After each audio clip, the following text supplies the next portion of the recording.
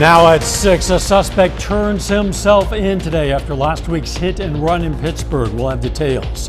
Plus, how Peace Church Cemetery in Jasper County, Missouri looks to preserve a bit of history. And we'll tell you the football performance of the week. The 4 states' most watched news starts now. A suspect in last week's hit and run crash in Pittsburgh has turned himself into police. This is KOAM News at 6. I'm Dow Quick. Now, Friday, we showed you this security image of a vehicle suspected to be involved in a crash that day that hit a pedestrian, 43-year-old Melanie Ishimura of Pittsburgh. Police say the image led to various tips.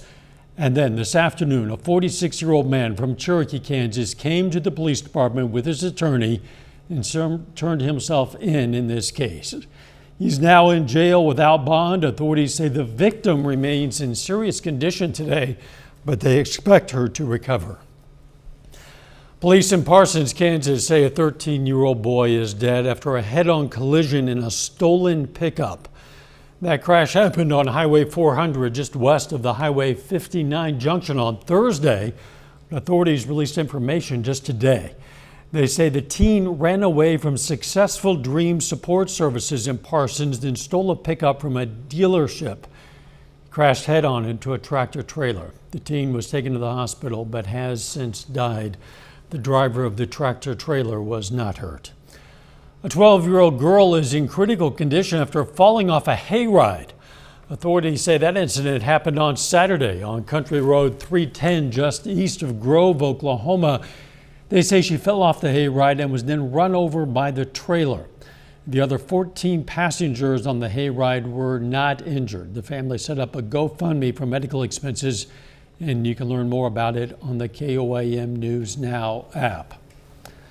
A lot of folks heading out for trick-or-treating right about now, and the weather's looking pretty nice, Doug. Yeah, it's been a fantastic Halloween for us today. Most of us went up into lower 70s during the afternoon. Our temps now kind of upper 60s. We're sliding back through the 60s. Eventually we'll drop back into the 50s. But to be outside tonight, it looks great. We have clear skies. Of course, the sun's going to set here within about the next 30 to 45 minutes. But you can see our temperatures dropping back through the 60s.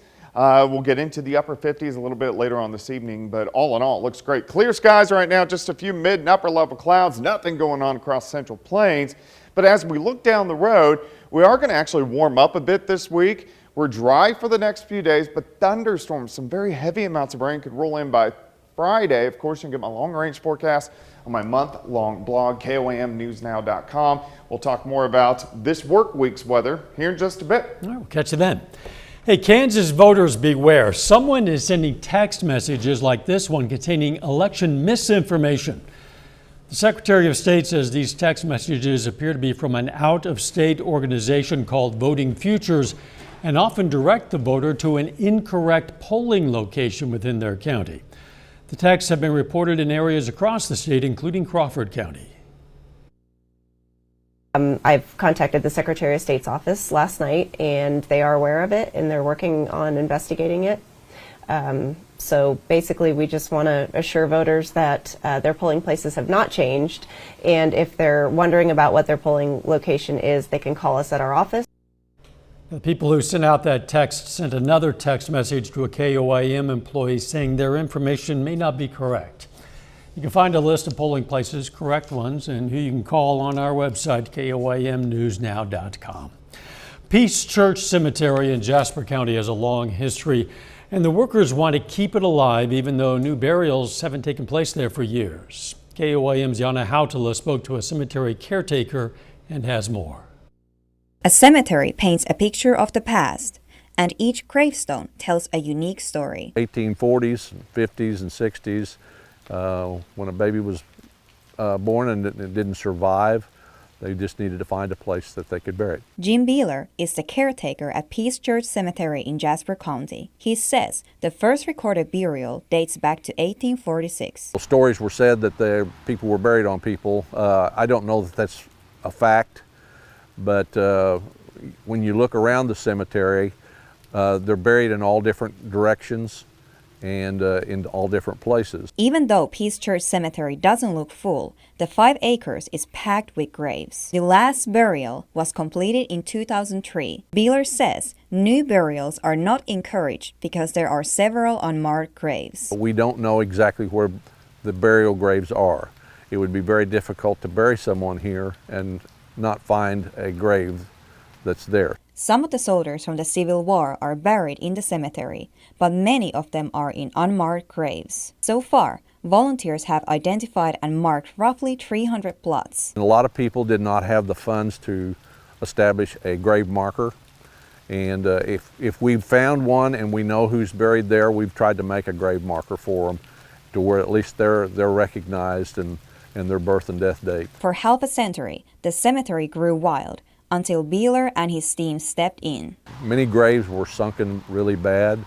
We are in the process now. We have a couple of work days a year. It took 6 years of clearing overgrowth, repairing headstones, and leveling graves before the Peace Church Cemetery officially reopened in 2020. Even though the cemetery does not actively take new burials, the volunteer group wants to keep it maintained to honor the dead. We all live, we all love, and when we die, we still need to be recognized in death. A recognition everyone deserves that starts with a simple headstone.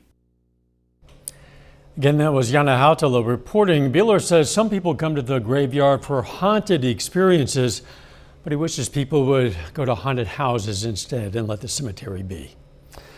Coming up, how the city of Pittsburgh is getting into the Halloween spirit. Plus, we're going to check out a Halloween parade hosted by an elementary school.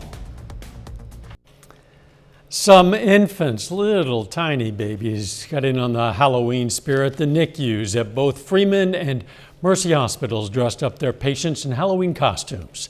The costumes include Ninja Turtles, Batman, a strawberry, a cow, a pig, looks like a slice of pizza there. Some boys and ghouls of all ages got to show off their costumes at Pittsburgh's Graveyard Get Down. The event took place in the alley between City Hall and Pittsburgh Public Library. It featured trick-or-treating, live music, games, and giveaways. Yes, I think it's important because we're having it right here at City Hall, in between City Hall and the library. Our police department is involved. They love handing out the glow sticks to the kids because that is just something that they love. I think going out in the day so you can actually see the other costumes, see the candy you get so you don't have to think, I can't wait to see what I get when I get home. Not every day you get to interview a scarecrow and a hot dog. Memorial Auditorium also had a fishing booth game, and the city had face painting. That event was free to everyone. Spooky presentation on the Missouri Southern campus today. People heard a lecture from the author of a book about the haunted places of Prague. It was part of the Czech semester to celebrate Halloween. Ghost stories and sightings on the Old Town Square, along the Charles Bridge. Prague is such an ancient city, centuries old, and as you can imagine, there's a lot of folklore and tales of macabre and ghosts and spirits and things that go bump in the night. Wasn't the only campus event. A Day of the Dead celebration was held this afternoon, and right now a safe Halloween with games, pumpkin decorating, and more is happening at the Billingsley Student Center. Our Frontenac, Kansas Elementary School hosted a Halloween parade. KOAM Shagun Bomadello was there as the kids showed off their holiday spirit. First to fifth grade students and staff members of Frank Ladins Elementary School in Frontenac celebrated Halloween with some creativity. So we had our celebration here for Halloween. We start off by parading down the main street, and then most of the teachers follow by having a party in their classroom. Since the fall of 2019, Franklin Elementary Schools have not done this parade, and I spoke to 3 fifth graders who have not been in this parade since second grade. Halloween, the candy, the decorations, being able to play with friends, trick-or-treating. It's definitely different from other years because other years it's usually just with your own classroom and your own room. And also there's a lot of different fun games this year instead of just little classroom games. To spend time with my friends today as our last time here in elementary with the parade and having parties out there. It's just really fun. Lake tells me the costumes brought joy for the kids. So those kids aren't only building memories with their teachers, but they're also building memories with their friends. They came in on a whole nother level this morning. They were so excited when they walked through those doors. They couldn't wait to show their costumes off to their friends. In Frontenac, Shagun Bamdele, KOAM News. Great costumes. Students participated in a Halloween party after the parade. A little bit later, a Pitt State standout earns MIAA honors. We'll have details. Plus, it looks like our temperature is warming up a bit over the next few days. We're going to look at that coming up.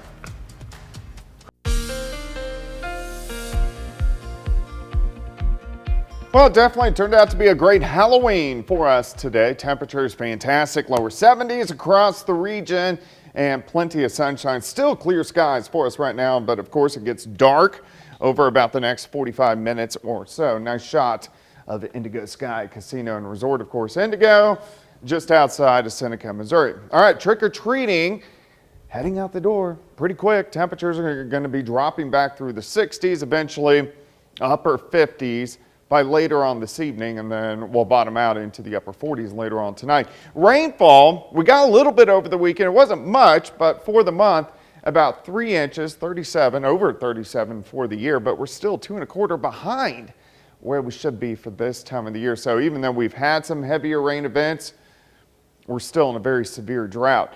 All right, low to mid 60s, Missouri, Arkansas, mid to upper 60s to near 70 once you get out across southeastern Kansas. Looks good, clear skies, 7th range line currently sitting at 69. Westerly winds 5 to 10, humidity is low at 35%. Through the overnight hours, by midnight, we're down to 52, 49 at 6 a.m., overnight low of 48, pretty much clear skies across the region. That is what we are seeing right now. There's nothing going on across Central Plains. You can see behind me the storm system that rolled through over the weekend, and way out west, Pacific Northwest, out into the Gulf of Alaska, that is our next storm system, but that's not going to affect us until the time we get into about Friday and Saturday. So until then, we look pretty good. All right, let's go through time. Midnight, lower 50s.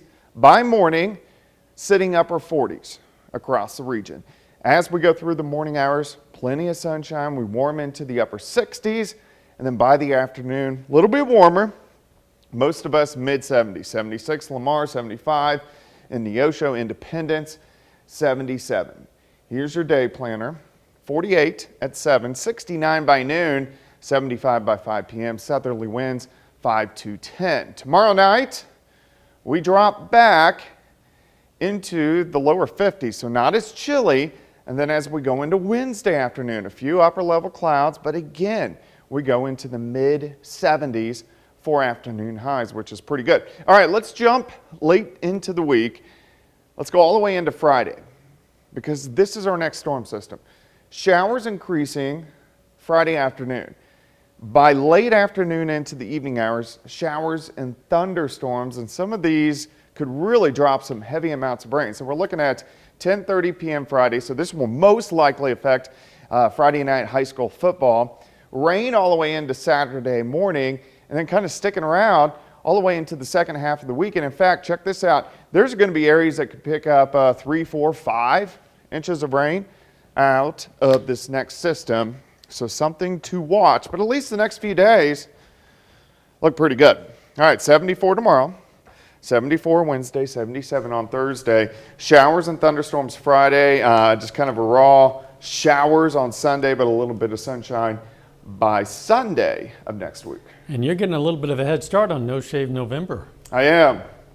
It always supports cancer. We'll see how this looks in a week or 2 or 3. It's not going to look good. Thanks, Doug. Still ahead, Pitt State football lands near the top of the latest regional rankings, and a PSU linebacker earns conference honors. Danny Terzer has that and more up next.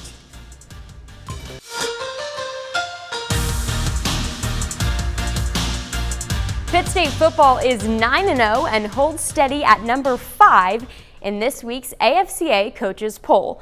The Gorillas are also at the top of this week's regional rankings. The Division II regional rankings drop today, and Pitt State lands at number 2 in Super Region 3. The Gorillas are one of 3 MIAA schools that made the list. Emporia State is 9th, and Northwest Missouri is 10th. Pitt State's Dubem Okonkwo is named the MIAA Defensive Athlete of the Week. Okonkwo filled the stat sheet against UCO on Saturday. He tallied 5 tackles, 3.5 sacks, and a forced fumble. The redshirt sophomore now has 8.5 sacks this season, second most in the conference. Neosho senior Jared Seiler topped 2,000 rushing yards on the season in his final game as a Wildcat. His big game against Willard on Friday is voted the performance of the week. Seiler rushed for 2,178 yards this season and had 28 total touchdowns. He averaged more than 200 yards per game and over 6 yards per carry. Seiler helped lead the Wildcats to their best record, 4-6, since 2018. Over the bye week, the Kansas City Chiefs acquired a new weapon on offense. Kadarius Toney joins the Chiefs from the New York Giants. Toney was a first-round draft pick in 2021, but the wide receiver has struggled with injuries since entering the league. Head coach Andy Reid says he's healthy now, and they will slowly get him involved in the offense. I joke about it. I mean, you have one football, and you want to. You can only spread it around to one person at a time. So it's. But at the same time, we try to exploit everybody's strengths and use them and see how it works out. See how fast he picks it up. And he hasn't played for a couple weeks here, so getting him back in the swing of thing and the speed of it and all will be important. And he's a nice addition. I just, I'm not going to rush him into something that he's not comfortable with or I'm not comfortable with. Missouri Southern women's basketball opens its regular season schedule this weekend, but first, they'll hit the floor on Tuesday for an exhibition game. Southern travels to Wichita State to take on the Division I Shockers tomorrow. First tip is at 6 p.m. Here's sophomore guard Lacey Stokes on what we can expect this season. I feel like practice is going really well right now. We've had a couple scrimmages to kind of see, in each scrimmage we learn, about what we need to work on and continue to work on, and we just have gotten better from day one. Every day we've learned and we've gotten better, and we're learning how to play with each other. We've got some transfers and new freshmen, and I know my game and they know their game, and when we put that together, it's scary. It's really exciting to see, especially when we're in practice and you see all of us connecting. It's exciting. Tell you something, when it's a bye week, it's a long weekend for Chiefs fans. Yeah, it certainly feels that way, right? Tennessee Titans coming up next. Yeah, Sunday night. Looking forward to that. We'll be right back. Take time now to honor a local veteran. Michael Knaff served in the U.S. Army in 1966 and 1967. The Erie, Kansas native was stationed in Germany in an armor unit, and we are proud to salute Michael Knaff, a four-state hero. Here's a look at what's coming up on KOAM News at 9 on Fox 14. Lawmakers on both sides of the aisle are speaking out about the divisive political rhetoric ahead of next week's midterms. Also, South Korean investigators are looking for answers after a stampede left more than 150 people dead. And protests in Iran are getting bigger and more violent. Those stories, a lot more coming up on KOAM News at 9 on Fox 14. If the trick-or-treaters aren't at your door yet, they will be very soon, and they're enjoying some pretty nice weather for Halloween. Yeah, it looks great. The rest of the evening hours, temperatures eventually will drop back into the upper 40s. 74 tomorrow, Wednesday, 77 on Thursday. Good chances for rain Friday into the weekend, so that's going to affect high school football because it could really come down in buckets. Final sports notes. Yeah, I was worried about that one. We'll have to see how that shakes things up. Pitt State football, though, they're in the regional rankings this week at number 2 in Super Region 3. Still undefeated. They're on a roll. Thanks for joining us. We'll see you right back here at 10. Let's make it a great Halloween.